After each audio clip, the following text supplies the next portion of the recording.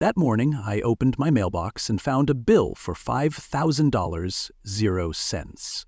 Not a typo, not a scam email, a real physical letter in official HOA formatting, sealed with passive aggression and printed on paper so thick it could file its own restraining order. It said I owed $5,000 for unauthorized grazing on community property. At first I thought they'd mixed me up with someone else, but then I saw the map. They were talking about the land behind my barn, the same patch of dirt my grandfather grazed cattle on since Nixon was in office, the same land I mowed, fenced, and drank coffee next to every morning like it was part of my bloodstream. And now, apparently, I was trespassing. On my own property. Let me tell you something, folks. Nothing wakes you up faster than finding out you're a criminal in your own backyard. I wish I could say I laughed, but the number on that letter hit me like a shovel to the gut. Leave a comment below and let us know where you're watching from. If you love wild, true-feeling stories packed with twists, justice, and just the right amount of HOA chaos, don't forget to hit that subscribe button. Tomorrow's story is even more jaw-dropping, and trust me, the surprises coming next, you won't want to miss them. My name's Eli Chandler, and 2 years ago I inherited my grandfather's ranch in Denton Valley. I'd just finished 12 years in the Marines and figured it was time to swap gunmetal for grass. The ranch wasn't flashy, just a weathered 2-story house, a barn with a dented roof, and 20 acres of memories. My grandfather used to say, "This land's our anchor, Eli. It's not much, but it's solid." After a decade of being shipped around the world, that kind of solid was priceless. I picked up work at the county airport fixing plane engines, lived a quiet life, and spent most evenings on the porch with a cold beer, watching the sky do its color show behind the hills. No noise. No drama. Just peace. Until Paige Winthrop showed up in a beige blazer that looked like it belonged to someone with a taste for control and a discount tailor. She pulled up my driveway like she owned the gravel and stepped out of her car holding a manila envelope like it was a court summons. She had this look. Tight bun, tight smile, tighter agenda. "Mr. Chandler?" she said, with the kind of rehearsed authority that only comes from someone who practices saying no to the mirror. "I'm Paige Winthrop, president of the Cedar Hollow Homeowners Association." No handshake, just that envelope. I wiped my hands on my jeans and opened it, expecting maybe a newsletter or some overcooked neighborhood warning. Instead, it was the letter. $5,000, 0 cents for illegal grazing and landscaping violations. Landscaping? On a ranch? "Ma'am," I said, "there's gotta be a mistake. This land's been in my family for over 40 years. But Paige didn't blink. She just smiled like she was doing me a favor. "According to our records," she said, "your property ends at the eastern fence line. The area you've been using is HOA land." And just like that, she handed me the fine and walked off like the closing credits were rolling. I stood in my driveway holding that envelope like it had just told me I wasn't American anymore. I called the HOA number that afternoon, and who else but Paige answered. "Mr. Chandler," she said with that same performative concern, "the fine is quite reasonable given the extent of the violation." I paced around the kitchen, trying not to say anything that'd end up on the evening news. "I've got the deed," I told her. "This is Chandler land, always has been." There was a pause, just long enough to feel like she was choosing her next lie carefully. "Well, Mr. Chandler, if you believe there's been an error, you're welcome to bring documentation to the board meeting next Tuesday. Until then, the fine stands, and we ask that you remove all livestock from the community space." Community space? I hung up before I said something colorful. Then I sat in my granddad's old recliner, holding that letter like it might rewrite history if I stared hard enough. Was I losing my mind? Could I really have been living on someone else's land for 2 whole years? I didn't sleep that night. I kept thinking about all the mornings I walked that fence line, all the Sundays I raked leaves under the big oak tree my grandfather planted, all the times he said, "This land's ours, Eli, from the oak tree to the creek. Don't let anybody tell you different." But now, someone was telling me different, with fine print and a smirk. I started second-guessing everything. Maybe I'd misunderstood. Maybe Grandpa had his boundaries wrong, or maybe, just maybe, someone was lying. And if they were, it wasn't just a lie about lines on a map. It was a lie meant to strip a man of his legacy while smiling for the HOA newsletter. One thing was clear. If I didn't start digging for the truth, someone was going to bury it for me. And I had a feeling Paige Winthrop had the shovel ready. The community center looked like it hadn't been dusted since the last time anyone felt neighborly. Fluorescent lights buzzing like lazy hornets, a carpet pattern so ugly it had to be expensive, and chairs just uncomfortable enough to remind you who's really in charge. Paige Winthrop sat at the front of the room like the queen of the cul-de-sac, her blazer sharper than her smile. Beside her was Byron Slate, HOA legal counsel, flipping through a leather binder like he was about to argue Supreme Court precedent over Lawn Heights. Me? I walked in with the deed in my truck and a knot in my stomach. Paige gestured to the seat across from her without looking up, like I was late for detention. "Thank you for coming, Mr. Chandler," she said, tone dipped in syrup and spite. "We hope to resolve this matter amicably. As HO for we've already decided, but we'll let you speak for sport." They unrolled a laminated map across the folding table, like it was the final word of God. Red lines, labels, numbers. Byron tapped a corner with a gold pen like he was marking buried treasure. "As you'll see, this is the current survey on file with Denton County," he said. "The eastern boundary of your property ends here, at this fence line." My mouth went dry. The land I'd been grazing, mowing, even repairing after storms, was now labeled Community Use Area. I leaned in, squinting, hoping I was seeing it wrong. But there it was, my pasture, my work, my grandfather's legacy, all on the wrong side of a red line that looked like it was drawn in crayon and legalized in laminate. "This map doesn't match anything I grew up on," I said, trying to keep the edge out of my voice. "That land's been ours since Reagan's first term." Paige tilted her head, all polite predator. "I understand this may be difficult to accept," she said. "But your memories, while meaningful, are not binding documents." The room went still. That kind of still where you can hear your own heart wondering if it's about to get legally evicted. Byron slid a form across the table.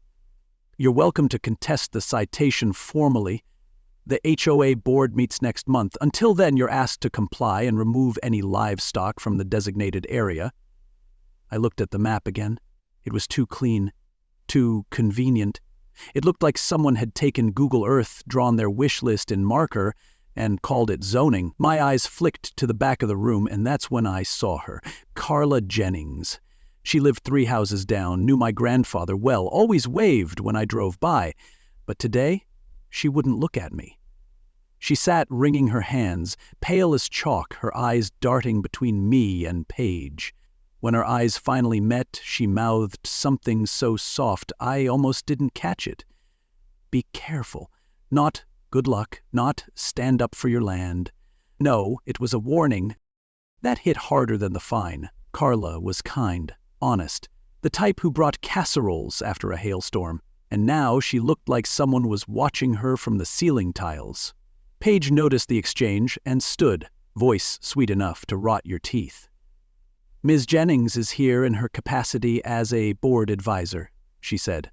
"She fully supports our documentation process." Carla nodded like a puppet on a string, eyes wet, lips tight. Something was wrong. I didn't know what yet, but I could feel it in my gut. The same way I used to feel an ambush when I was deployed.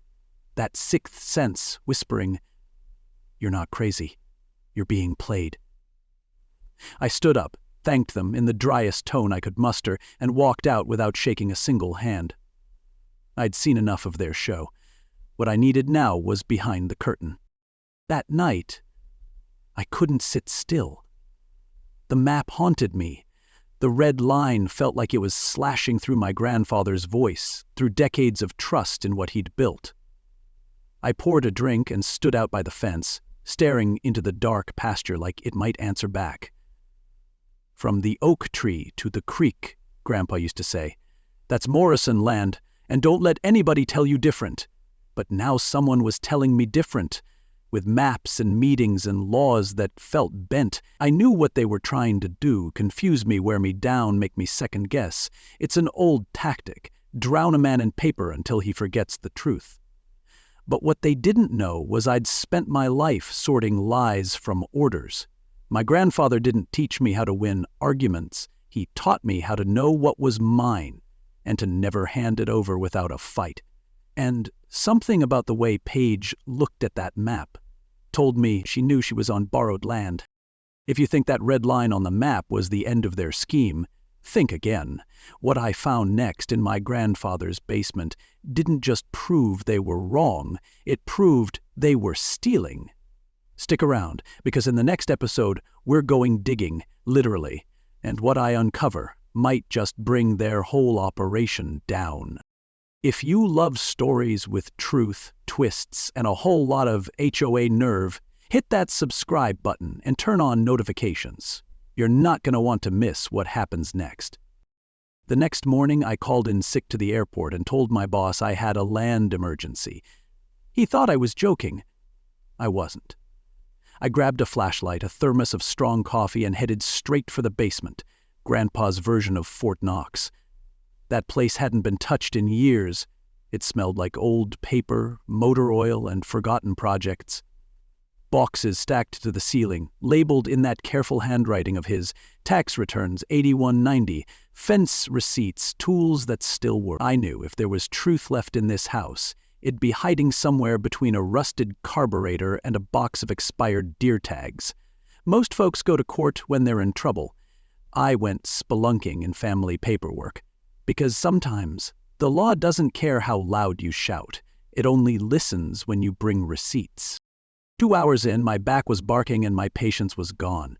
Every box was a time capsule. School papers, birthday cards, that one photo of me holding a fish that was clearly photoshopped by memory. But just when I was ready to give up, I spotted it. A weathered box tucked behind the water heater, taped shut and labeled Property 1982. My hands were shaking as I opened it. Inside were stacks of yellowed documents, most of them so dry they could have caught fire from a dirty look. And at the very bottom, like it had been waiting for me all along, was the original deed.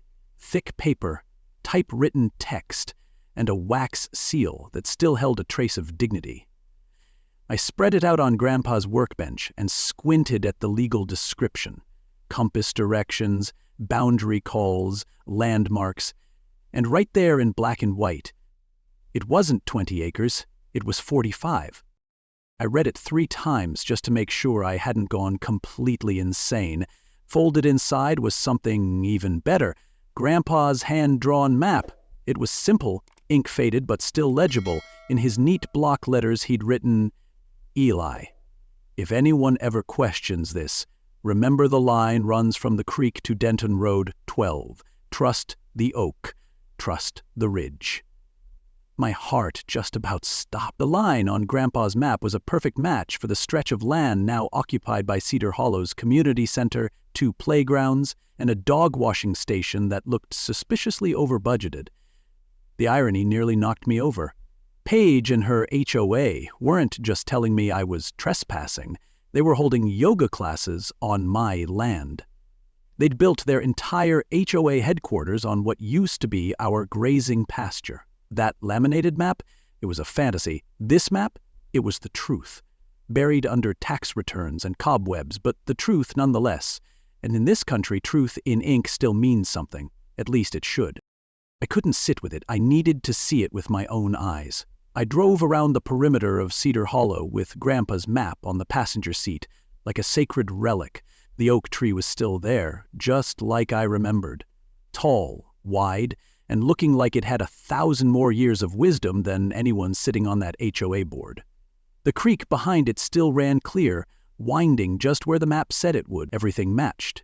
But then, as I looped behind the community center, I saw something strange. Rows of vegetables, neat as soldiers, growing in a fenced plot.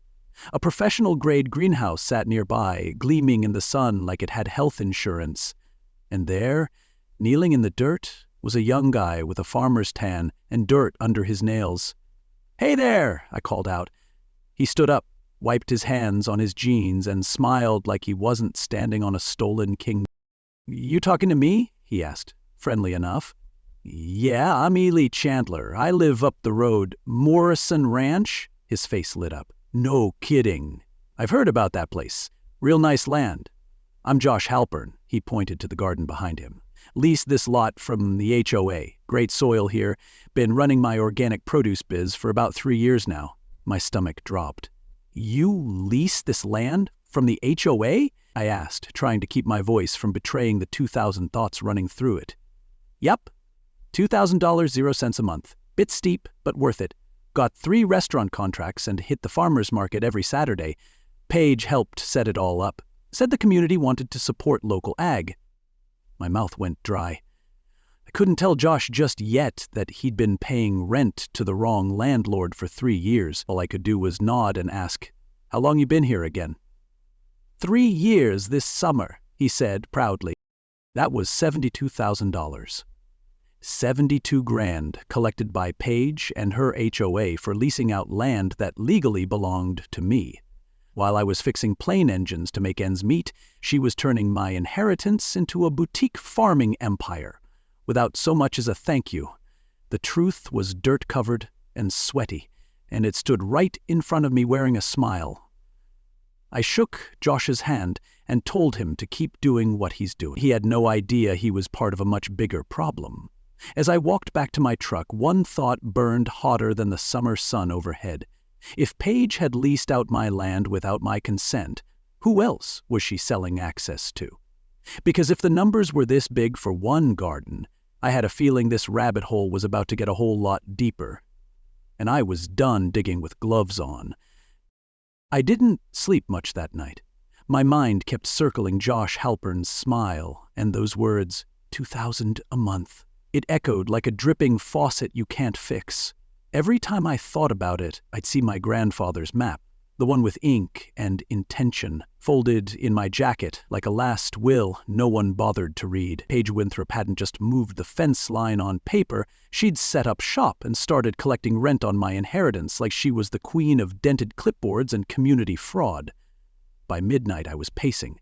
By 2 a.m., I was staring out the window like it might confess something, and by morning, I had one thought carved into my brain.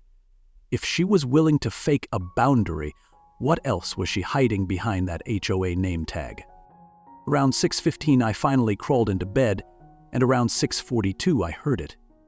Glass breaking, fast and sharp, like something important just made a bad decision.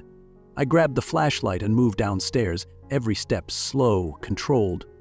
Old marine habits don't fade, they just get quieter. The back door was fine, windows on the first floor, untouched. But when I turned toward the basement, I saw it. The window over the workbench shattered. Clean break, like someone knew where to enter and what to look for.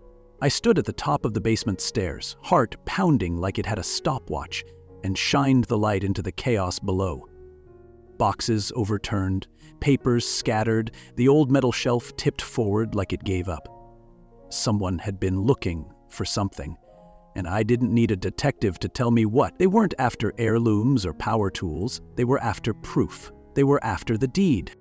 I called the sheriff's department and got a visit from Deputy Martinez, who looked like he'd rather be sipping gas station coffee than writing up vandalism reports in my cobwebbed basement. He poked around with a pen, glanced at the window, then gave me that shrug. The one that means, you're not rich enough for me to care, and this sounds like a you problem. Probably kids, he said, jotting down 2 lines on a crumpled notepad. You know how teenagers are, looking for beer money or old coins. I wanted to laugh, but I was too angry. Yeah, Deputy, teenagers with a passion for land disputes and access to county survey maps. He chuckled like I'd made a dad joke and told me to keep the basement locked and maybe install a camera. That was it. No investigation, no questions, no curiosity. Apparently vandalism is just kids now, kids with maps and motives. After he left, I locked every door and sat down at the kitchen table, the deed tucked safely in my jacket pocket. That wasn't a break-in, that was a warning. It was Paige or someone working for her or with her, letting me know they were watching, that I wasn't supposed to find what I found, that my grandfather's basement wasn't a vault, It was a risk. And suddenly, it all clicked. This wasn't just theft. It was erasure. Paige wasn't just taking money. She was trying to rewrite history with every lease she signed and every board meeting she ran. The fence wasn't just a line, it was a lie, built out of theft, dressed in neighborhood charm and reinforced by everyone too tired or too scared to speak up. But me? I wasn't scared anymore. I was angry, the kind of anger that gets real quiet before it does something permanent. So I did the thing she wouldn't expect. I went to her house. Not yelling, not with fists, just facts. Paige answered the door wearing a pink robe and a look that cracked the second she saw my face. "Mr. Chandler," she said, voice thin as a sheet of bad intentions. "What are you?" "We need to talk. About Josh Halpern, about the lease, and about who broke into my house last night." Her mouth opened, but nothing came out. That polished HOA gloss slipped just for a second, and I saw it. Fear. It flickered in her eyes like a light bulb about to blow. She tried to recover, clearing her throat, adjusting her robe like she still had control. "I don't know what you're insinuating, but this isn't the time or place." "No," I said, leaning just a little closer. "It's the perfect place. Because I think you're starting to realize I've got something you can't laminate or rewrite." She didn't reply, but her silence said enough. "And trust me, next time she's not getting the chance to slam the door." If you think a broken window was just a warning, wait until you hear what Paige's neighbors are hiding, and what one of them finally confesses, because when secrets start leaking out, the whole HOA dam is about to break. Hit that subscribe button and turn on notifications so you don't miss what's coming next. The lies go deeper, the stakes get higher, and trust me, you haven't seen anything yet. She called me from a payphone, an actual payphone, like it was 1993 and secrets still traveled through wires. "Eli," she whispered, "I can't talk long, but I need to see you, please." That voice? Carla Jennings. I hadn't seen her since the HOA meeting, where she looked like a woman balancing guilt on one shoulder and fear on the other. We met that night at an abandoned gas station on the edge of town, the kind of place where the lights flicker even when they're off, and the air smells like forgotten cigarettes. She was already pacing when I pulled up, smoking nervously and glancing over her shoulder like someone had followed her. "I shouldn't be doing this," she said, "but I can't take it anymore." And just like that, the flood came. Paige had pictures of Carla's husband with another woman from years ago. She threatened to send them to their daughter at college unless Carla voted with her on half-away decisions. "She's got something on half the board," Carla said, voice shaking. "Medical bills, affairs, tax issues, you name it. She's turned the HOA into her own blackmail factory." I stood there listening, stunned but not surprised. Paige wasn't just enforcing neighborhood rules, she was running the HOA like a silent mob, trading secrets like currency, a gated community with gates made of fear. Carla went on, faster now, like the words had waited too long to be free. "Byron Slate helps her. He's the one with the contacts. Private investigators, real estate lawyers, divorce attorneys. They dig up dirt. Paige holds it, and the board falls in line." It all made sense now. Why no one questioned her, why Josh never got answers, why even Nancy from down the road stopped waving. Paige didn't need a majority vote. She built a quiet empire, one threat at a time. I promised Carla I'd keep her name out of things, but the truth? Her confession lit a match. My anger wasn't just about land anymore. It was about justice, and I knew exactly where to strike next. I remembered something Grandpa told me when I was a kid, standing right where the oak tree meets the creek. "If you ever need to prove what's real, son, go to Vernon Tate. Man's a surveyor, not a magician. He draws what is, not what people wish it was." Vernon Tate was retired now, but still living above the old hardware store in town. I gave him a call the next morning. "Eli Chandler," I said. "Morrison Land." His reply? I'd been waiting on this call. His place was like a time capsule, maps on the walls, a filing cabinet older than most marriages, and the rich smell of pipe tobacco hanging in the air like it paid rent.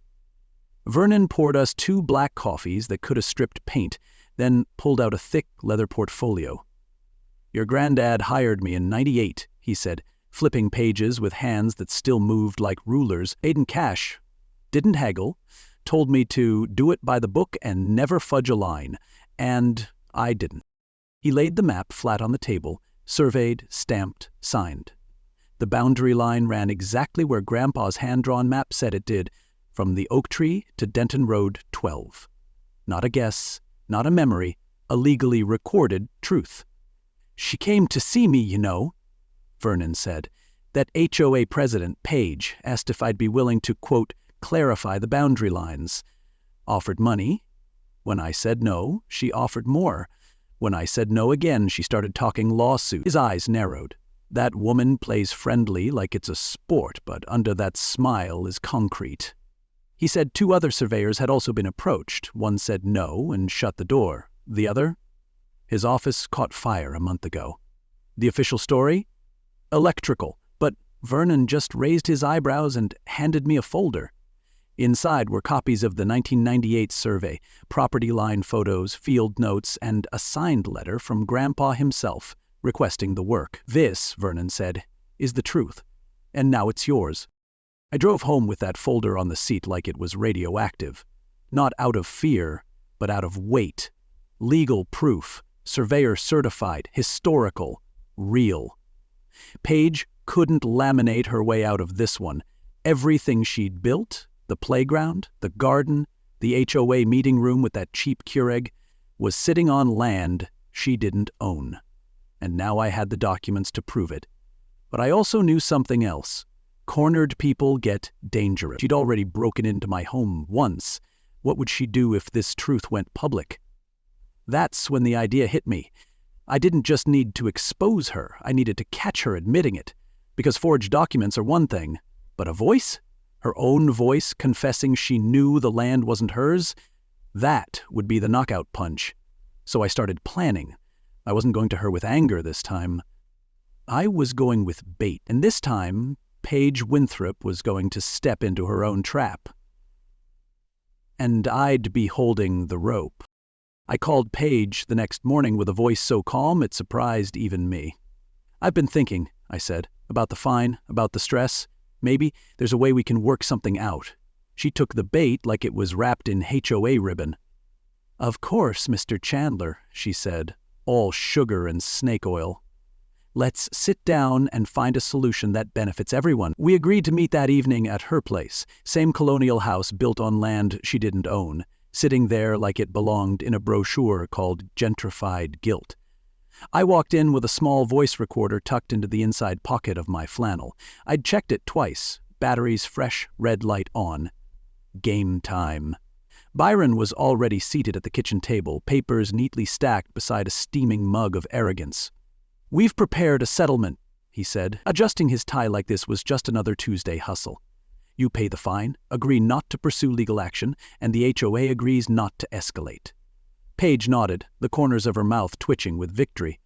"We're offering you peace, Mr. Chandler, for your own good." I leaned forward and asked the question that would spring the trap. "But what about the farming lease?" I said, real casual. "Josh Halpern? He's been paying rent to farm that land, right?" Paige blinked. Byron stiffened. The air in the room shifted. I don't know what you're referring to," Paige stammered. "There's never been a commercial farming operation on HOA property." But her voice cracked and her hands tightened on her chair. I kept going. "Funny, because I just spoke to Josh. He's been paying $2,000, 0 cents, a month for 3 years. That's $72,000, 0 cents, of someone else's rent money." Byron's face went pale.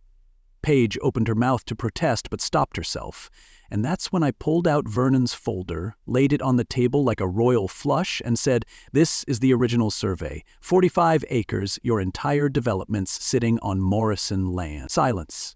Then Paige, trying one last desperate swing, muttered, "Records can be adjusted. People make errors." I didn't smile. I just tapped my chest and said, "You're on tape." By the next morning, my lawyer had that recording, Vernon's survey, the deed, and a nice fat file of blackmail evidence from Carla. We handed it over to the county prosecutor, and just like that, the house of cards started collapsing. The hearing was set for 2 weeks later, and by then half the neighborhood knew something was up. I walked into that courtroom with boots on, head high, and a folder full of truth. Paige sat at the defendant's table, looking like the wind had gone out of her perfectly curled hair. Byron looked worse, like a man who just realized his law license had an expiration date. My lawyer, Sarah Chen, was everything Paige wasn't. Sharp, honest, and unbothered by smugness. She started with the survey, then the forged HOA application, then the audio. Every lie Paige had told became a nail in her own narrative. And the best part? We didn't just bury her with evidence. We exhumed the truth. Vernon testified first, steady as ever.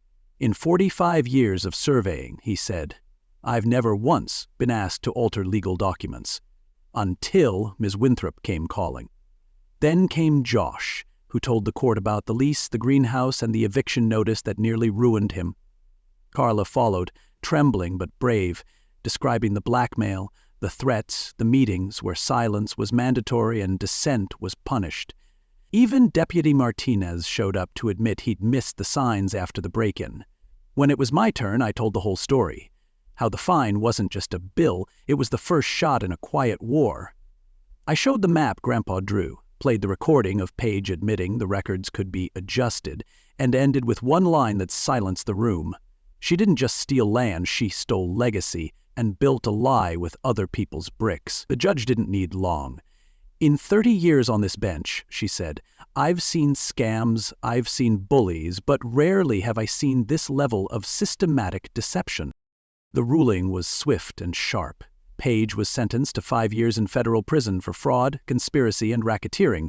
Byron lost his law license, fined $50,000, and left the courtroom looking like he aged a decade in 20 minutes.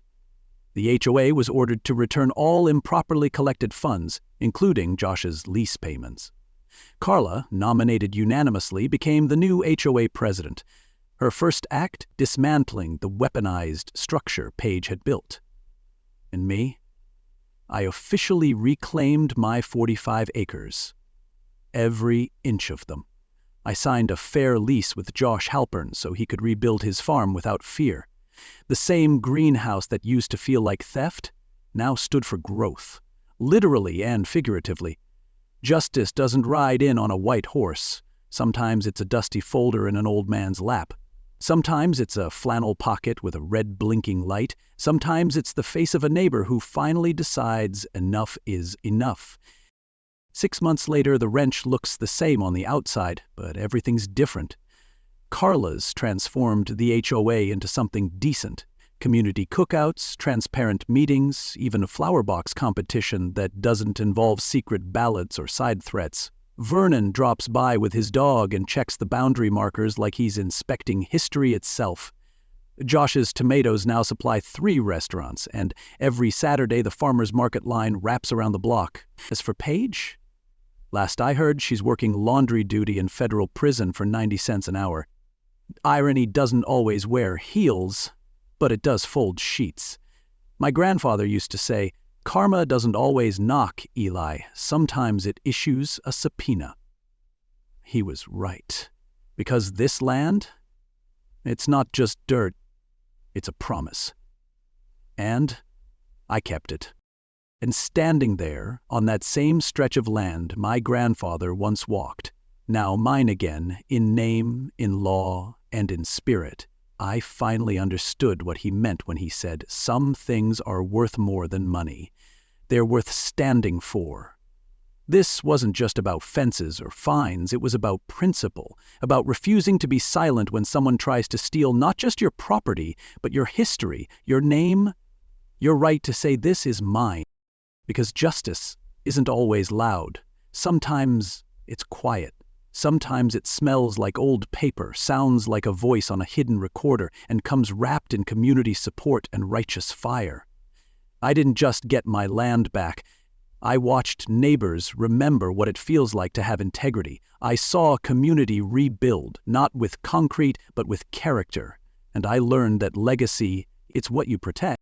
If this story meant something to you, if you felt the weight of the lies, the satisfaction of truth, and the power of one person standing up against a machine, then let us know. Leave a comment below and tell us, what would you fight for? What truth would you protect even if it meant standing alone? At first, and if you believe stories like this matter, stories of justice, grit, and a little poetic karma, hit that like button, share it with someone who needs to hear it, and don't forget to subscribe to the channel, because the next story, oh, it's coming. And let's just say, the next HOA is even worse. And the person standing up to them, you're gonna love her. Stick around. The land of the free still has a few battles left, and we're just getting started.